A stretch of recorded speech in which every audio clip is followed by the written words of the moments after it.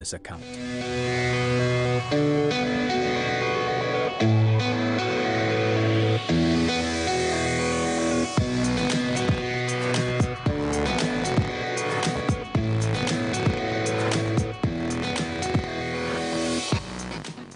Welcome back to the broadcast. You're watching Inside Politics here on KTN News. Many thanks for staying with us. We will stay with the Central Kenya politics and the political legacy of President Uhuru Kenyatta.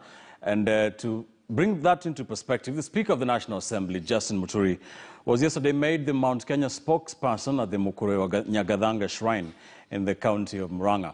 The ceremony took place amidst heavy security presence following protests by a section of the political leaders and leaders in the community.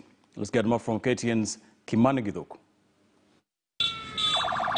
The Speaker's convoy, escorted by the police, arrived at Muturi Nyagathanga Shrine in Murang'a, where he was received by the elders presiding over the ceremony.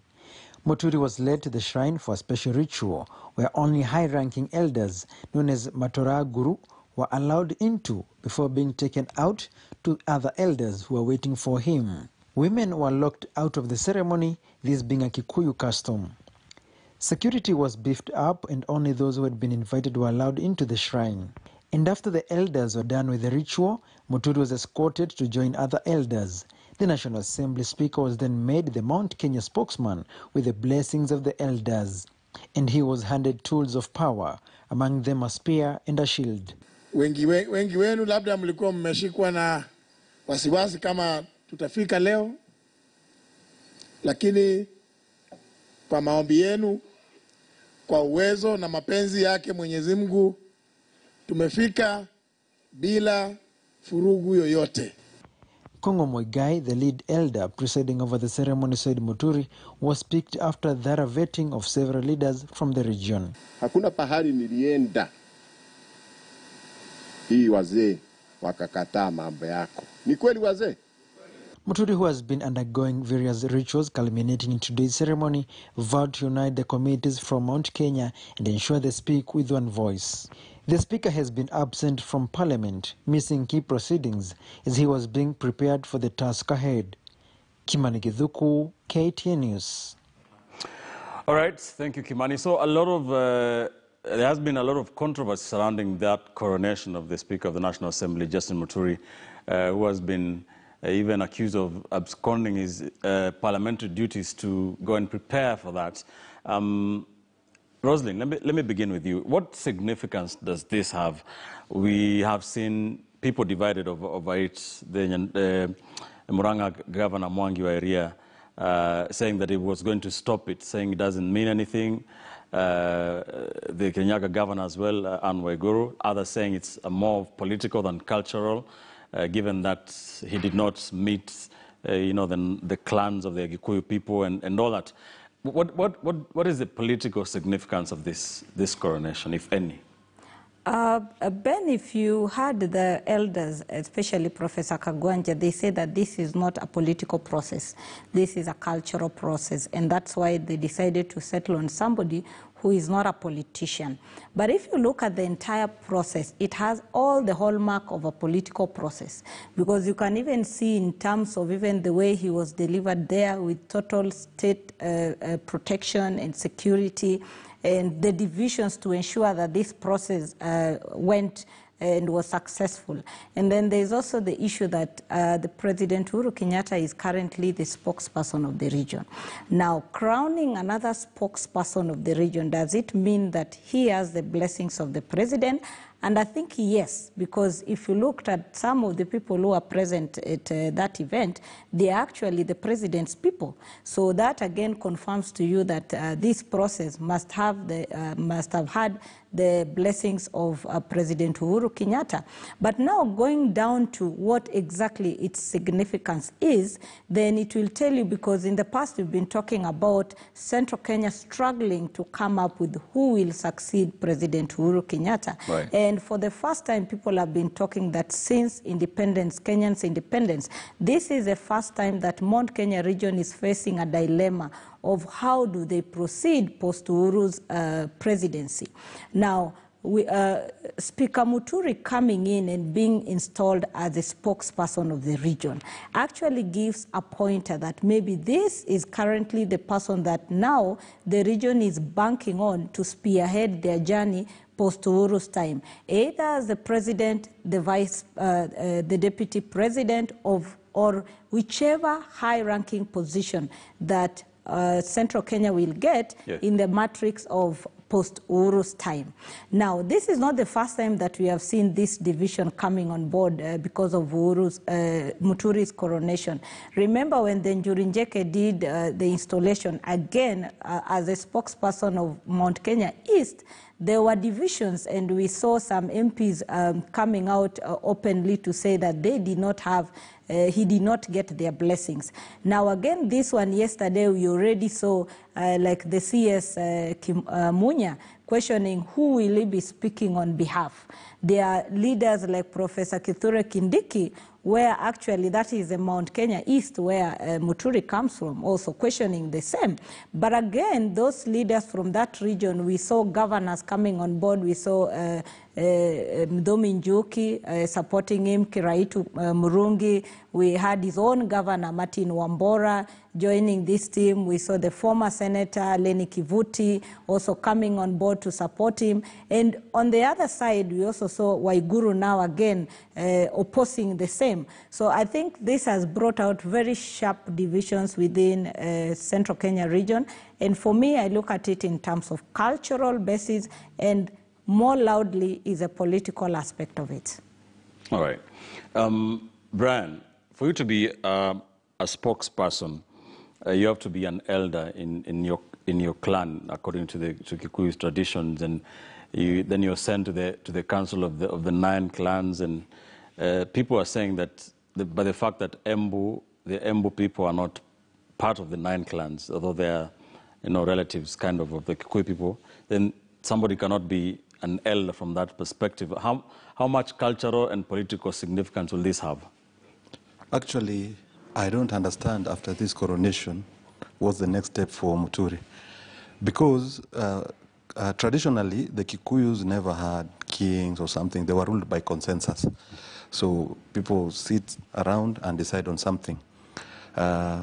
This coronation for Speaker Muturi is part of what I've been saying, that there's a succession gap in Mount Kenya. People who want to negotiate on behalf of Mount Kenya, post-Uhuru Kenyatta regime.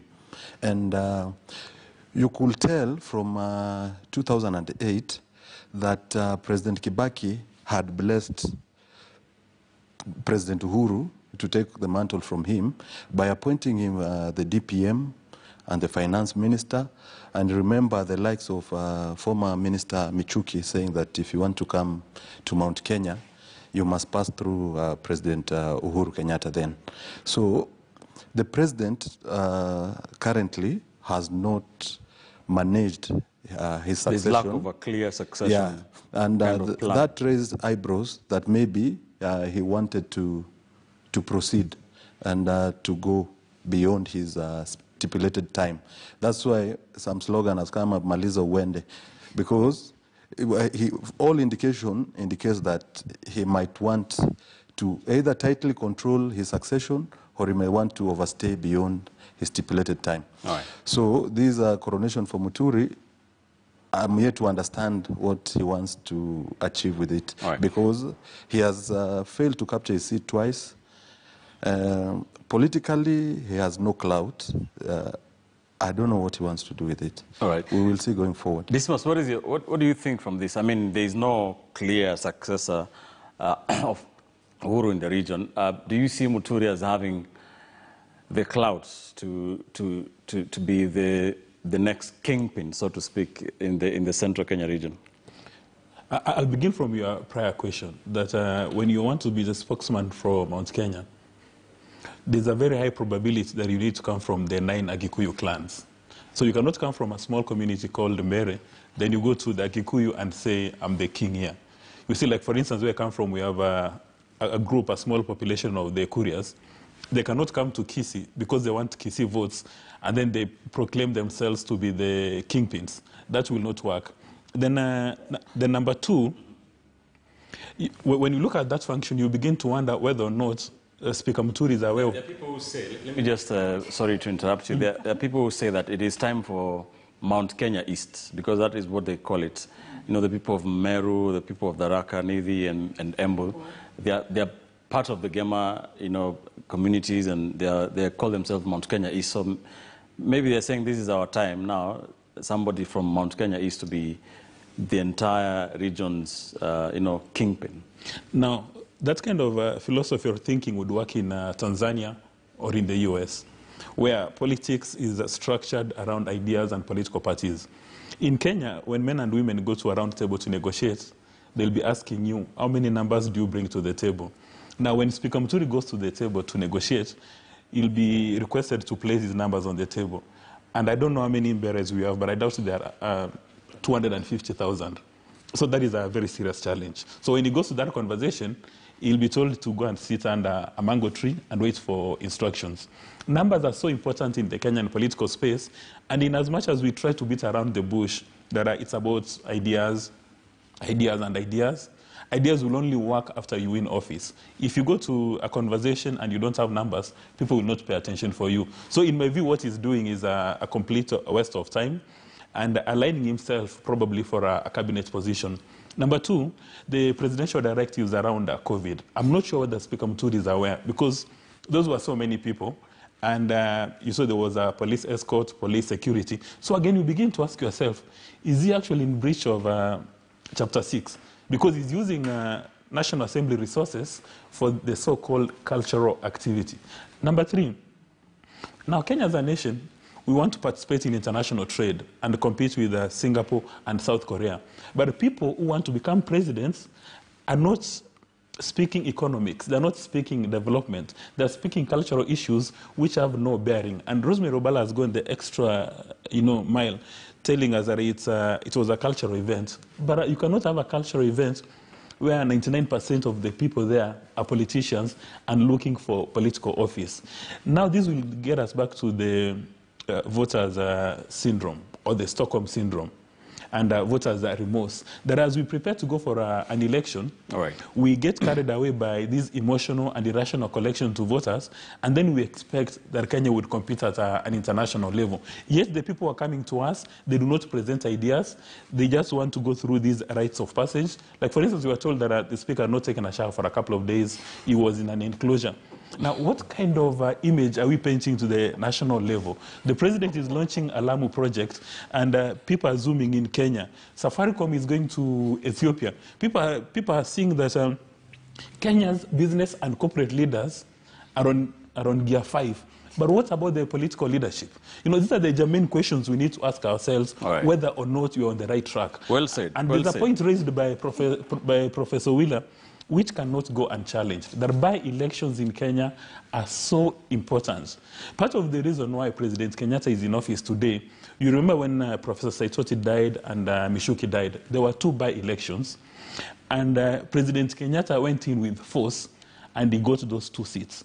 Right now, if you ask some of these panelists, they do not know the MPs who won those seats, but they know that the seats were won by TNA. So depending on how you push those, the victory of, I don't know whether it's UDA, Jubilee in opposition, or Tanga, these seats that they've secured, the deputy president has got a unique opportunity to push his narrative by coming up with the bandwagon theory that everybody is part of me.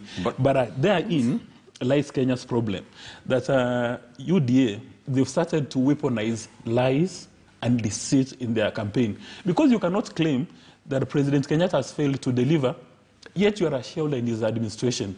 50% of shareholding is you. All right.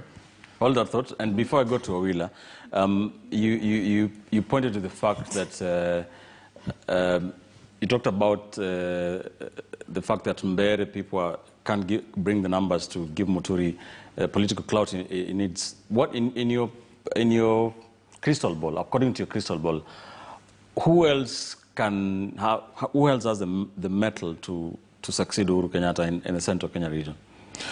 Right now, if you try to get a name, none comes to mind immediately. Maybe Munya or maybe the Murang'a governor. But there's not a single name which sprouts up. Reason being that, again, in Jubilee, successfully, they've suffocated talent. That if you raise your head, you are crushed. You are told to go back to your community or to go to your constituency. And that's not limited to Jubilee. It's in all political parties. Yes, you saw a few days ago what happened with ODM when James Orengo and Otiende Amolo expressing divergent views. And that's the risk we face in Kenya. There are political parties in Kenya are special purpose vehicles. And don't forget the fact that these political parties are financed by Mora, but the political leadership treat them as if they're running a kiosk across the road. All right. I think this mass is misleading us. When he says that Muturi is coming from a small community, the Mberes, that do not have numbers. And when he looks around central Kenya, he thinks Munya can actually replace Uhuru Kenyatta. Munya is also coming from Mount Kenya East. So if we are talking about Mount Kenya East, Munya is also coming from there. But now I think we need to debunk this fallacy we are always talking about, that everything boils down to numbers. Because if you look at the leadership, we are talking about numbers. Where do you place the Elmolos, the James, and the others who don't have numbers? Does it mean that they will never lead Kenyans because they don't have numbers? Yes. This is a conversation. This is a conversation we are having now. That as we owe it to Kenyans to tell them that we need to move away from this narrative of numbers and ethnic balkanization and look at people in terms of ideologies and what they are putting on the table. Now, currently we are pushing for BBI to bring this unity, because when we left it to the leaders, we are talking about numbers and communities. Now, when we have even gone down to debunk until we are talking about Muturi being a Mbeere, which is a small community, what about another Kenyan who is coming from a community that they don't even know if it is part and parcel of the communities that we have? I think this is a conversation we need to stop and look at Kenyans, because they owe it to us. But with the intelligence, we have a solution in a parliamentary system. If you've got a parliamentary system, then an Elmolo, and Jump, or even Kisiman can be the party leader and take office. I need to go to Owila, but you have something to say, Brian. Yes, my sister here is mixing things up. You know, there's the ideal situation and there's the reality. Even this BBI, what it wants to cure is want to cobble up the big five tribes, which accommodates, let's say, 80% of Kenyan. It won't help solve that issue we are raising of an Elmolo being a president. Remember when Okot tried to do Punguza Mzigo? To me, if I compare the two documents of BBI and Punguza Mzigo, I will go with Punguza Mzigo.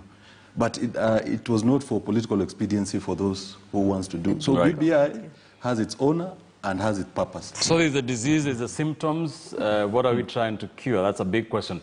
Hesbon Owila, what is your take on Muturi's coronation? Does it have any political significance? Well, I think it has. It has a lot of political significance, for the simple reason that Honorable Justin Muturi is a politician. So any process that he subjects himself to must be geared towards some political, capital.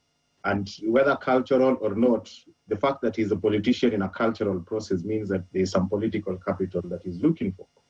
But then if we just situate Justin Muturi broadly, you realize that even what my co-panelists are talking about, that he, Uhuru was sort of chosen, and it was very clear that there was a roadmap that the Mount Kenya was rallied to, work around Uhuru.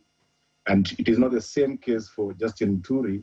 I think we need to be clear on that subliminally there is a sense in which you realize that, he has had a very soft spot. He's been profiled quite prominently. This is a honorable who has only won 2 elections. In 1999, as a KANU, by-election candidate, he won the Siakago parliamentary seat. And then the second one that he won was in 2002 on a NAC ticket. He has never won any other election. But look at where he is today. He is the third in command. We have the president heading the executive, the executive and the state. Then we have Justin Muturi heading the legislature. And technically, in case there is a vacuum, he becomes the president. If there is no president or deputy president, he becomes the president. So you can actually say that he's been built.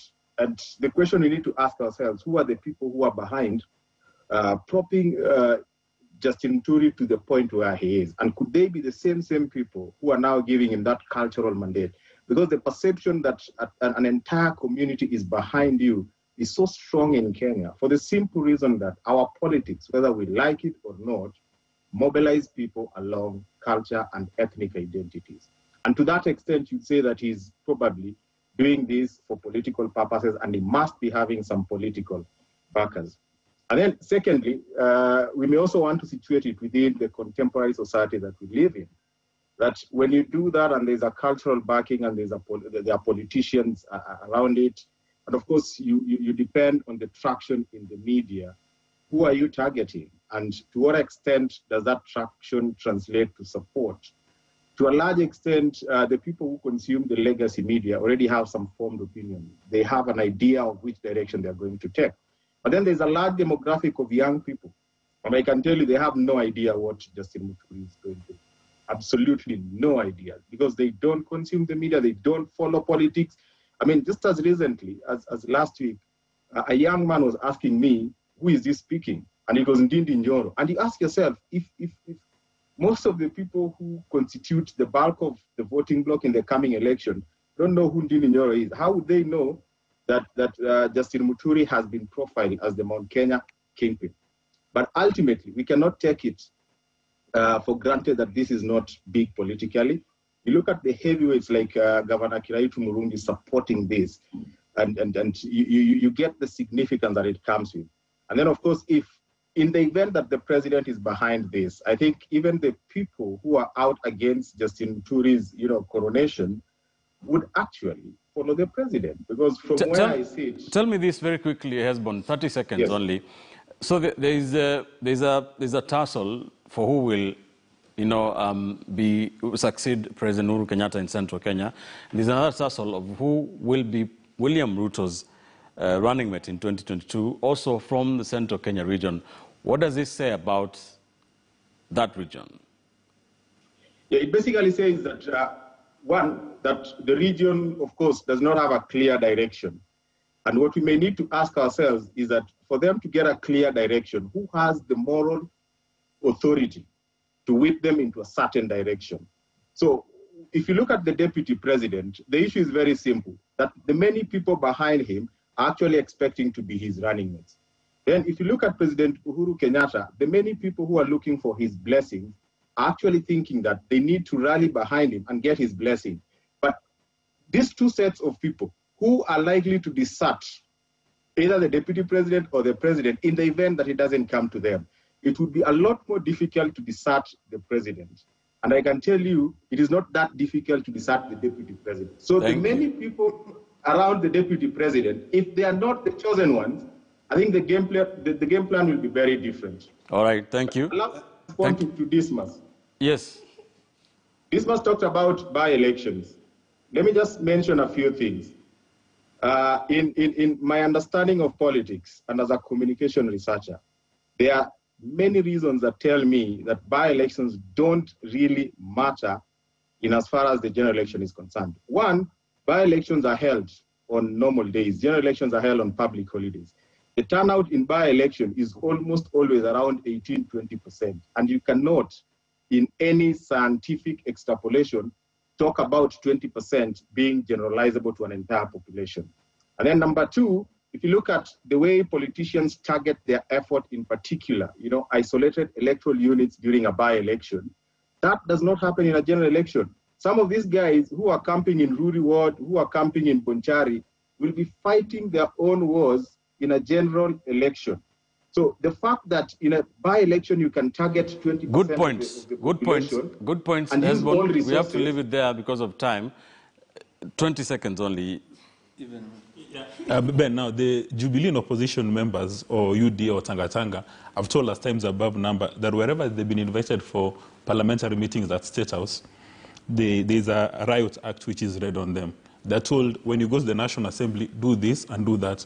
That's how we elect the two speakers and the majority leaders of the two houses. So for Speaker Muturi, he does not have his own political capital. The person who's made Speaker Muturi who he is President Uhuru Muigai Kenyatta. All right. On the issue of turnout, for his information, Bonchari and Rore both hit over 50% turnout, number one. Number two, scientifically, a sample size of 2,000 is enough to tell you the direction. Then 20% is a very big sample not to give you a direction. All right. Ben, I think what this must should tell people that a speaker, as much as parties are whipped to elect speakers, he has to campaign both sides. In 2013, it was even tough because ODM had Kenneth Marende as their candidate, and he was a Jubilee candidate. But he campaigned on both aisles and won.